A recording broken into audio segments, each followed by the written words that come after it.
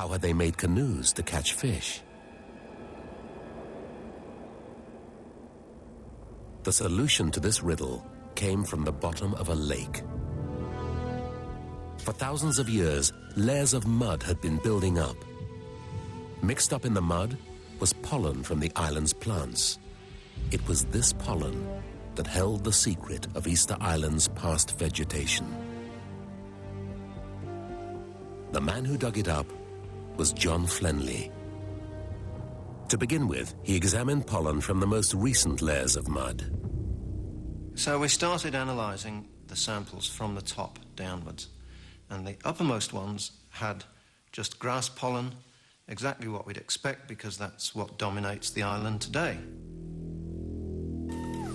Grass pollen is very distinctive. It's round with a pore at one end surrounded by a ring. But then, a little way down, we started to find another kind of pollen grain, quite different in appearance. This pollen was elongated, with a slit running all down its side. It was the pollen of a palm tree.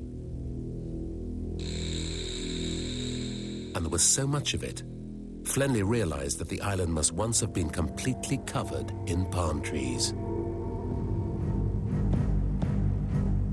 So what had happened to them? Again, the clue was in the timing. The trees had disappeared at the very time the statues had been abandoned and warfare had begun.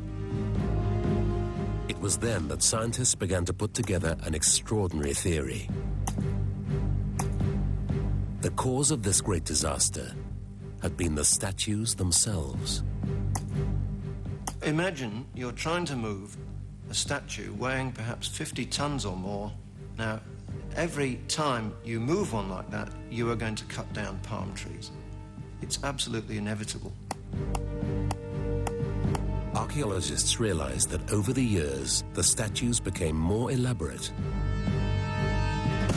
and also bigger and bigger. So big that one unfinished statue is more than 60 feet tall and weighs about 400 tons. The statues were getting bigger through time. The palm forest was getting successively depleted. It was as if statue building had become a competitive obsession, with each tribe trying to outdo the others with ever more magnificent carvings. The impact on the palm forest must have been progressively more and more disastrous. Obsession became mania, a craving that required more and more trees to satisfy it. By the time palm trees got scarce on Easter Island, everybody on the island knew that they were in trouble. They loved palm trees. That's how they made their good canoes. That's how they rolled their statues. No palm trees equals we can't move our statues anymore. But by now, nothing could stop the frenzy of destruction. In the case of Easter Island, it's a fairly small island. You could stand on the summit of Easter Island and see the whole place. The person who cut down the last tree must have known that it was the last tree, but they still cut it down. This is the most amazing example in the world of total deforestation by people.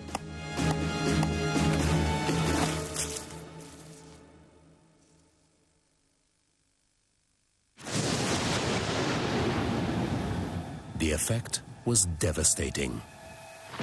Without trees, the rains would have washed away their precious soil. Crops would have failed. There was no wood for canoes, so no more fish. And no canoes also meant no escape.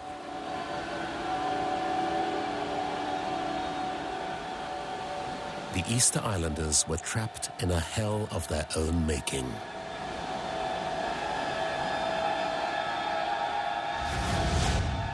So they turned on each other and the gods who'd failed them. Finally, they just boxed themselves into a real corner where there wasn't much left to do except fight over what little was left.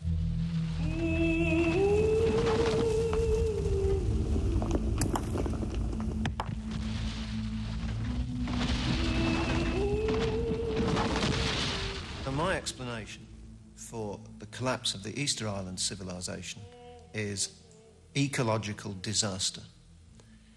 That's to say, everything went wrong with the ecology of the island, and the reason for that was people. It was a man-made ecological disaster.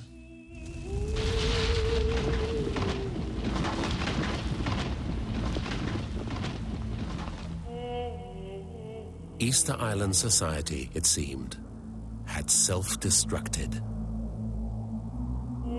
For many scientists, the story of Easter Island's collapse was nothing less than a parable for the whole world.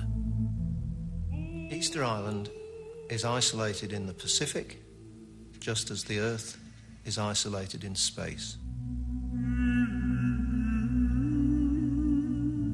They overused what might have been renewable resources, and the result was an ecological disaster which brought about the collapse of their civilization. Is there not here a lesson for planet Earth?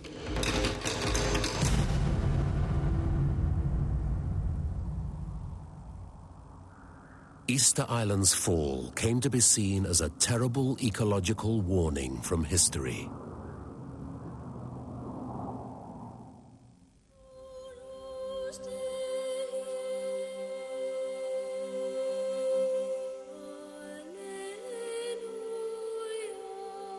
But there was one nagging problem with the self-destruction theory, something that just didn't fit. Paul Rainbird has studied the journals kept by the Dutch sailors who arrived on Easter Island in 1722.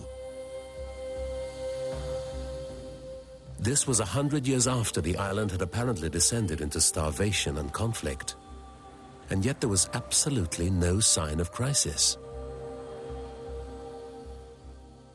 In Roggeveen's journals, we find that this place isn't an impoverished place at all. He talks about fields of sweet potatoes, he talks about yams, he talks about fields full of sugarcane. And he also talks of the people themselves. They were healthy, they were fit.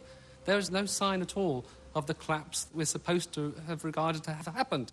And indeed, if that collapse was through warfare, there was also no sign whatsoever of warlike behaviour. Indeed, he noted that there was no weapons to be seen.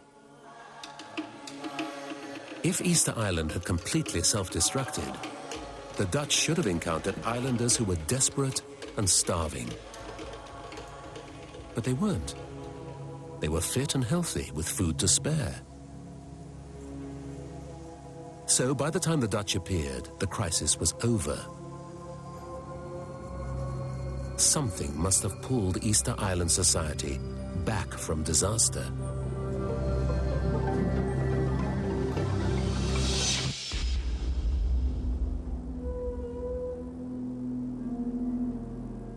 The key to the recovery lies at Arongo, a place poised between an extinct volcano on one side and the crashing sea on the other.